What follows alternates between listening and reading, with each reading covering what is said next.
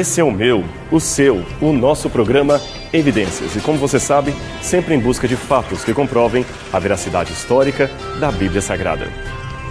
Em nosso último encontro, iniciamos uma análise das argumentações históricas que poderíamos levantar a favor da veracidade da ressurreição de Cristo.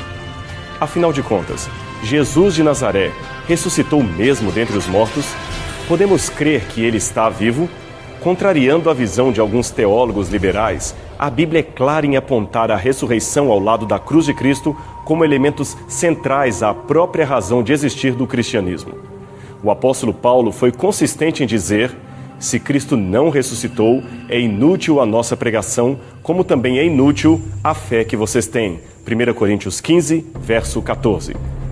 Em nosso último programa, vimos que parte do ceticismo ou da insistência de muitos em negar a ressurreição literal de Jesus Cristo se deve a argumentos filosóficos que são apenas repetições de ideias antes já expostas por pensadores como Spinoza e David Hume, que negavam respectivamente a possibilidade e a verificabilidade de um milagre. Por outro lado, notamos também que a verificação de um evento passado como esse que está narrado nos evangelhos, não se dá através de métodos laboratoriais de ciência forense, mas através de investigações próprias da história. Em outras palavras, para saber historicamente se é possível a ocorrência real da ressurreição de Jesus Cristo, eu não devo usar recursos típicos de quem busca o autor de um crime ocorrido no mês passado, mas sim os critérios próprios de quem busca uma realidade mais antiga, como, por exemplo, a presença ou não de Alexandre o Grande nas terras da Índia. Vimos ainda 3 fatos históricos que, até aqui, concorreram para a certeza do que declaram os evangelhos. São eles: em primeiro lugar, a certeza de que Jesus morreu crucificado e foi posto num túmulo que apareceu repentinamente vazio. Múltiplas fontes independentes uma das outras, inclusive fontes não cristãs, atestam isto. Em segundo lugar, temos que os depoimentos do Novo Testamento também são sustentados por fontes independentes e, embora eles se comuniquem em algum momento, são a vívida representação de um fato testemunhado por pessoas diferentes em situações diferentes. Tal condição aumenta significativamente a veracidade de um depoimento. Pergunte a qualquer advogado ou promotor de justiça e ele confirmará isto para você. E cabe aqui lembrar mais uma coisa do que dissemos acerca das contradições periféricas que encontramos nos evangelhos. Ao contrário de depor contra a sua genuinidade, elas a afirmam, pois mostram, em primeiro lugar, que não houve um arranjo proposital dos discursos a fim de torná-los mais convincentes. Cada um contou a história como viu ou como lhe contaram aqueles que foram testemunhos oculares dela. Ademais, as contradições são periféricas e, mesmo depois da Bíblia tomar a forma final, como hoje a conhecemos e temos em nossas igrejas, mesmo assim, as pequenas contradições não foram corrigidas pelos teólogos da igreja. Estão até hoje em nossas Bíblias. O texto foi deixado como estava. O objetivo disto, claro, era deixar o testemunho como fora originalmente dito, ao máximo sem qualquer alteração ou modificação editorial. Isso não tem nada a ver com os erros de copistas, que são um outro assunto para um outro programa. Em síntese, se o texto fosse acentuadamente editado ou alterado para resolver desconfortos históricos ou teológicos, as discrepâncias não apareceriam hoje em nossas Bíblias. E tem mais. Voltando a falar de testemunhos judiciais, num tribunal, como bem acentuou o romance Dom Casmurro, o bom juiz sabe que os depoimentos são naturalmente minados por pequenas contradições entre as testemunhas, o que é perfeitamente aceitável. O que não pode haver, é claro, são contradições internas que coloquem a testemunha em contradição consigo mesma. Aí sim, temos um elemento contrário à veracidade do depoimento. Só para constar, essa análise jurídica de Dom Casmurro vem do diplomata Sérgio Paulo Ruanat, que foi publicada no trimestre de março de 2008 na Revista Técnica da Universidade de São Paulo, a USP. Por fim, no programa anterior, vimos também um terceiro fato de que os evangelhos não forçam ao leitor a propaganda de uma suposta ressurreição que só existiria ideologicamente. Eles parecem nem se preocupar com isto. Afirmam, mesmo contra o senso comum da época, que as mulheres foram as primeiras testemunhas do evento e os primeiros depoimentos partiram delas, e a principal delas era uma ex-prostituta, Maria Madalena. Ora, só para lembrar, por causa do preconceito e da cultura patriarcal da época, nenhum tribunal judaico aceitaria o depoimento de uma mulher. O seu testemunho era totalmente irrelevante, ainda mais tendo um passado semelhante ao de Maria Madalena. Vimos também que se os discípulos estivessem criando um mito para abafar o escândalo da cruz, afinal, eles não teriam como negar que o seu mestre morreu crucificado, eles teriam outras hipóteses e outras teorias muito mais atraentes que a doutrina de uma ressurreição.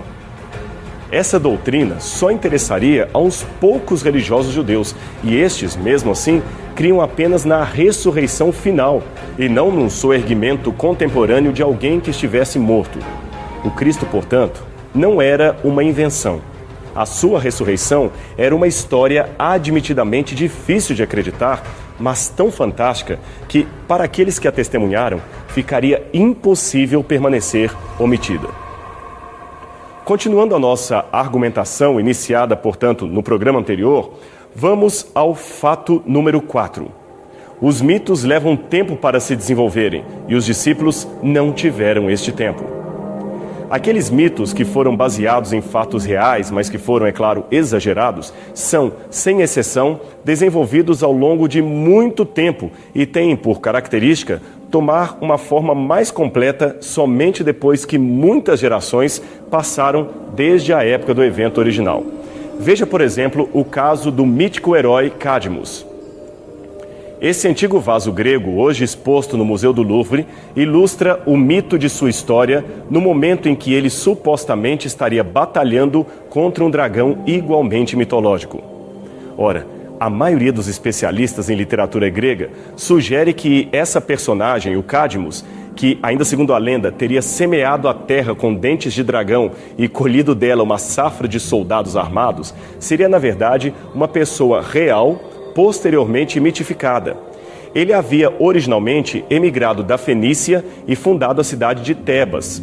Foi ele também quem levou aos gregos os conhecimentos rudimentares do alfabeto, transformando para sempre a sua sociedade. Pois bem, foi necessário que se passassem muitos anos e muitas gerações entre o Cadmus histórico e o Cadmus mitológico para que a lenda tomasse a forma como hoje a conhecemos. Nesse estágio, já mitologizado, as versões da vida de Cadmus são cheias de contradições não periféricas, como no caso dos evangelhos, mas antes contradições fundamentais. Por exemplo, várias fontes, incluindo Heródoto e Eurípides, dizem que sua história se passou na Fenícia, enquanto outras falam que foi no Egito. Uma fonte mais tardia, tentando corrigir as discrepâncias anteriores, dizia que ele era filho do fundador de Tebas, não a Tebas da Grécia, mas a Tebas do Egito, e assim acabavam diminuindo as incongruências. No caso da Bíblia é diferente. Ainda que João e Lucas mencionem a presença de 2 anjos no sepulcro e Marcos apenas um, isso é um detalhe insignificante no relato como um todo. Nas partes essenciais, como o local da morte, o detalhe do túmulo vazio ou de terem sido as mulheres as primeiras a chegar no local, nisto não há contradição alguma. E tem mais. Ainda que alguns estudiosos questionem que os evangelhos sinóticos, isto é, Mateus, Marcos e Lucas, remontem à primeira metade do primeiro século, o que é um questionamento altamente especulativo, todos os teólogos, até mesmo os mais incrédulos, admitem que as epístolas, consideradas paulinas, pois eles não atribuem todas à sua autoria, foram escritas bem cedo, quando Paulo ainda estava vivo. 1 Tessalonicenses, por exemplo, foi escrita por volta do ano 49 ou 50, e lá Paulo já falava da ressurreição de Cristo em várias passagens, a começar pelo capítulo 1, verso 10, que diz o seguinte: para aguardares dos céus o seu Filho, a quem ele, Deus, ressuscitou dentre os mortos. Ora, o hiato entre esse texto de Paulo e a crucifixão de Jesus é de apenas 18 ou 19 anos, um tempo abreviado demais para se produzir um mito. E tem mais. Paulo se utiliza de citações de hinos e credos cristãos primitivos, certamente anteriores à produção de suas cartas ou de qualquer um dos evangelhos. E estes já mencionavam a certeza da ressurreição do Senhor. É o caso de 1 Tessalonicenses, capítulo 4, verso 14, que também diz: se cremos que Cristo morreu e ressuscitou, assim também Deus, mediante Jesus, trará em sua companhia os que dormem. Essa é, segundo a maioria dos especialistas, uma citação que Paulo faz de um credo certamente anterior ao ano 49 e, portanto, bem mais próxima, historicamente, da data em que Jesus morreu. Outra passagem interessante é 1 Coríntios, capítulo 15, versos 3 a 8, que também parece citar uma antiga confissão de fé da igreja, bem mais completa e também anterior à produção da epístola. Novamente, repetimos, não houve espaço de tempo suficiente entre a cruz e as declarações de ressurreição para que se criasse um mito e o pregasse ao mundo. E não se trata de nenhuma ressurreição simbólica ou espiritual. Os textos de Paulo e também dos evangelhos falam claramente de uma ressurreição corpórea, física e plenamente tátil. Aliás, nesta passagem de 1 Coríntios que acabamos de mencionar, Paulo desafia os leitores com a argumentação de que mais de 500 pessoas viram o Senhor ressuscitado e que ele mesmo fora uma delas. Mas se alguém duvidasse de sua palavra, que entrevistasse a multidão de testemunhos oculares, pois muitas delas ainda estavam vivas. Ora, você há de convir comigo que uma ficção ou lenda não aprecia a clareza do presente, onde pessoas contemporâneas ao evento podem ser livremente questionadas a respeito do assunto. A ficção prefere as sombras da antiguidade e da distância geográfica, onde ninguém dos que supostamente testemunharam o evento poderia ser inquirido a respeito da veracidade ou não daquilo que se diz. Mas, ainda que aceitemos a teoria do túmulo vazio, deveríamos honestamente trabalhar com outras hipóteses para o sumiço do corpo de Jesus antes de supor uma ressurreição real. E isso é verdade. E quais seriam estas hipóteses para o sumiço do corpo de Jesus? Bem, para começo de conversa, temos ali 3 grupos de pessoas envolvidos na trama: os judeus, os soldados romanos e os próprios discípulos. Ora, é completamente sem sentido imaginar que os romanos tivessem qualquer razão plausível para levar o corpo do túmulo. A sua missão era manter a província o mais calma possível, e um sumiço do corpo de Jesus, além de contrariar a vontade de Pilatos, causaria um grande transtorno para os próprios soldados, e nenhuma propina do mundo compensaria uma desobediência a um superior comissionado por César. Uma falha desta significaria a própria morte. Os judeus também não teriam nenhuma razão para levar o corpo de Jesus. Aliás, lembremos, foram eles mesmos que pediram a Pilatos para selar a tumba e colocar soldados ali para impedir que o corpo de Jesus fosse levado. Eles não queriam dar nenhum indício que seria um depoimento a favor da ressurreição. E os discípulos? Bem, ainda que eles fizessem tamanha barbárie e conseguissem a proeza de passar pelos soldados, não suportariam os sofrimentos futuros que enfrentaram por causa de Jesus, principalmente ao fato de saberem que a história pela qual eles sofriam era uma mentira. Via de regra, mentiras só são sustentadas quando um mau caráter tem algum lucro com elas, e não quando a afirmação redunda em provação, sofrimento, perseguição e morte. É claro que os loucos são diferentes e sustentam mentiras a qualquer custo. Mas os discípulos, sinceramente, não pareciam em nada com pessoas loucas. Em primeiro lugar, loucura não é um vírus que passa de um para o outro de modo que todos os discípulos de Jesus, ou pelo menos a maioria, ficasse insana após a cruz. Ademais, embora existam loucuras coletivas, provocadas, por exemplo, por um ilusionista, um grupo de loucos crônicos dificilmente padecerá das mesmas alucinações com os mesmos temas e os mesmos discursos. Vá a um hospício e veja por si mesmo. Um ali dirá que é Napoleão, o outro que é um extraterrestre e outro ainda que conversa com Madonna através do pensamento. As paranoias são bem particulares. Se os discípulos fossem loucos, eles jamais criariam uma crença tão afinada e harmônica acerca da ressurreição do carpinteiro de Nazaré. Isso sem contar que Paulo não parece ter perdido nada de sua sanidade ou erudição, mesmo nas últimas cartas que temos de sua autoria, onde ele sustenta a ressurreição de Jesus. E tem mais uma coisa que não podemos esquecer. Alucinações geralmente aparecem em forma de névoas fantasmagóricas. As alucinações não comem com as pessoas, não mostram cicatrizes ou pedem para ser tocadas fisicamente, como foi no caso de Jesus e seus discípulos.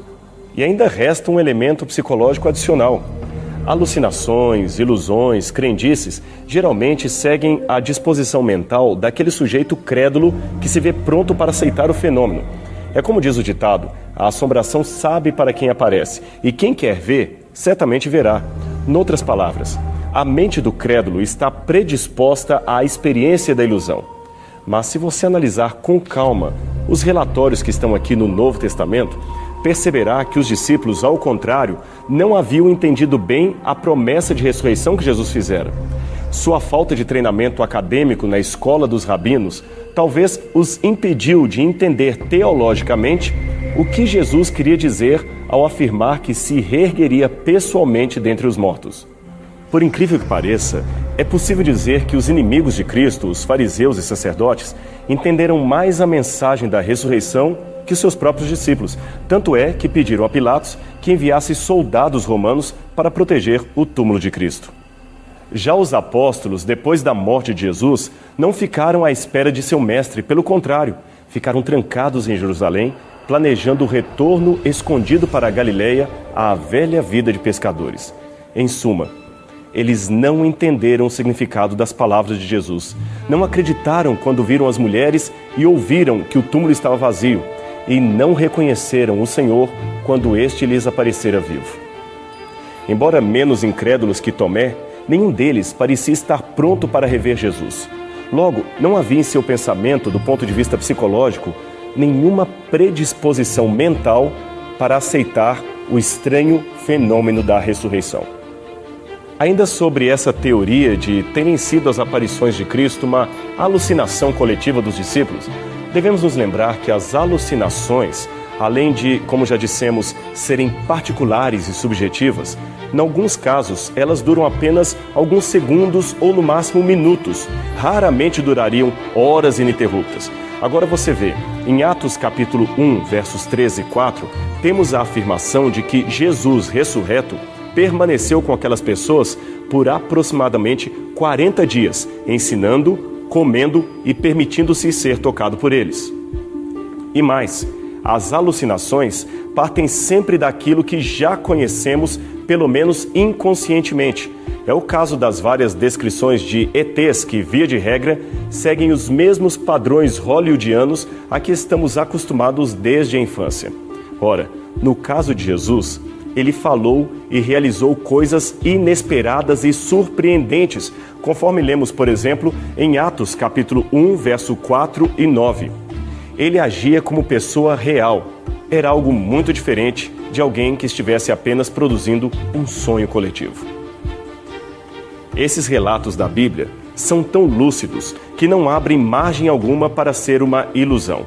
Aliás, os discípulos sabiam muito bem a diferença entre mito e realidade. Tanto é que podemos ver o que está escrito aqui em 1 Pedro, capítulo 1, verso 16. Pedro escreveu o seguinte: de fato, não seguimos fábulas engenhosamente inventadas quando lhes falamos a respeito do poder e da vinda do nosso Senhor Jesus Cristo. Ao contrário, nós fomos testemunhas oculares da sua majestade. E o homem que escreveu isto, como bem ilustrado nesse quadro de Caravaggio, morreu crucificado de cabeça para baixo, afirmando perante Roma aquilo que testemunhara sem alterar nada o seu depoimento. Foi somente no 2º século, agora sim, muitas gerações depois da morte e ressurreição de Jesus, é que versões exageradas da ressurreição começaram a aparecer no seio do cristianismo, dando, é claro, um contorno mitológico a um evento real. O chamado Evangelho de Pedro, produzido por volta do ano 125 depois de Cristo e que não tem nada a ver com o verdadeiro Pedro, é um exemplo dessa nova situação. Seu texto, produzido por comunidades gnósticas de Alexandria, nos dão uma versão totalmente novelística para a ressurreição do Senhor. Ali naquele texto é dito que o túmulo foi guardado não apenas por guardas romanos, mas que todos os fariseus, anciãos e membros do Sinédrio estavam à porta da sepultura. Além disto, uma multidão de judeus, tanto de Jerusalém quanto das regiões vizinhas, também foram ali para observar a ressurreição. Então, repentinamente, de noite, uma voz ecoou do céu e 2 homens desceram até o sepulcro. Com a chegada dos mensageiros celestiais, a pedra que fechava a entrada rolou sozinha e eles entraram na sepultura. De lá saíram amparando um terceiro homem, no caso Jesus, que era mais alto que os homens descidos do céu. Aliás, o exagero é tanto que o texto afirma que a cabeça dos 2 homens alcançava as nuvens e a de Jesus ia ainda mais alto. Depois vem uma estranha cena em que a cruz de Cristo também sai do túmulo e a mesma voz celestial lhe pergunta: "Você pregou para os que dormem?" E a cruz respondeu: "Sim, eu preguei." E assim segue o restante do relato.